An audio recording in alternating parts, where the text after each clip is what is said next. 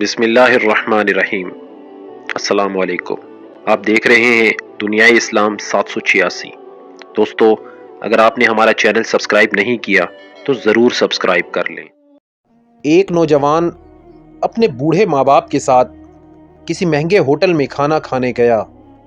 ماں باپ تو نہیں چاہتے تھے، لیکن بیٹے کی خواہش تھی کہ وہ انہیں کسی مہنگے ہوٹل میں ضرور کھانا کھلائے گا۔ اس لیے اس نے اپنی پہلی تنخواہ ملنے کی خوشی میں ماں باپ جیسی عظیم ہستیوں کے ساتھ شہر کے مہنگے ہوٹل میں لنچ کرنے کا پروگرام بنایا۔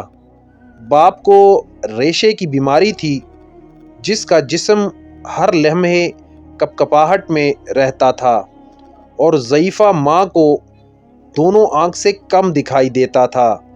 یہ شخص اپنی خستہ حالی اور بوڑھے ماں باپ کے ہمراہ جب ہوٹل میں داخل ہوا تو وہاں موجود امیر لوگوں نے سر سے پیر تک ان تینوں کو یوں عجیب و غریب نظروں سے دیکھا جیسے وہ غلطی سے وہاں آ گئے ہوں۔ کھانا کھانے کے لیے بیٹا اپنے دونوں ماں باپ کے درمیان بیٹھ گیا۔ وہ ایک نوالا اپنی ضعیفہ ماں کے منہ میں ڈالتا اور دوسرا نوالا بوڑھے باپ کے منہ میں۔ کھانے کے دوران کبھی کبھی رشے کی بیماری کے باعث باپ کا چہرہ ہل جاتا تو روٹی اور سالن کے ذرے باپ کے چہرے اور کپڑوں پہ گر جاتے۔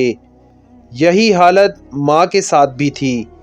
وہ جیسے ہی ماں کے چہرے کے پاس نوالا لے جاتا تو نظر کی کمی کے باعث وہ انجانے میں ادھر ادھر دیکھتی تو اس کے منہ اور کپڑوں پر کھانے کے داغ پڑ گئے تھے۔ ارد گرد بیٹھے لوگ جو پہلے ہی انہیں حقیر نگاہوں سے دیکھ رہے تھے، وہ اور بھی منہ چڑھانے لگے۔ کھانا کھانے کی تمیز نہیں ہے اور اتنے مہنگے ہوٹل میں آ جاتے ہیں۔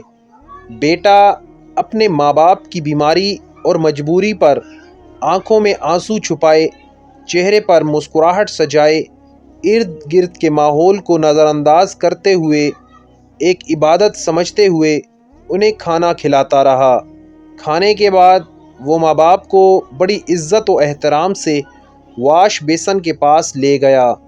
وہاں اپنے ہاتھوں سے ان کے چہرے صاف کیے، کپڑوں پر پڑے داغ دھوئے، اور جب وہ انہیں سہارا دیتے ہوئے باہر کی جانب جانے لگا تو پیچھے سے ہوٹل کے مینیجر نے آواز دی اور کہا، بیٹا تم ہم سب کے لیے ایک قیمتی چیز یہاں چھوڑے جا رہے ہو۔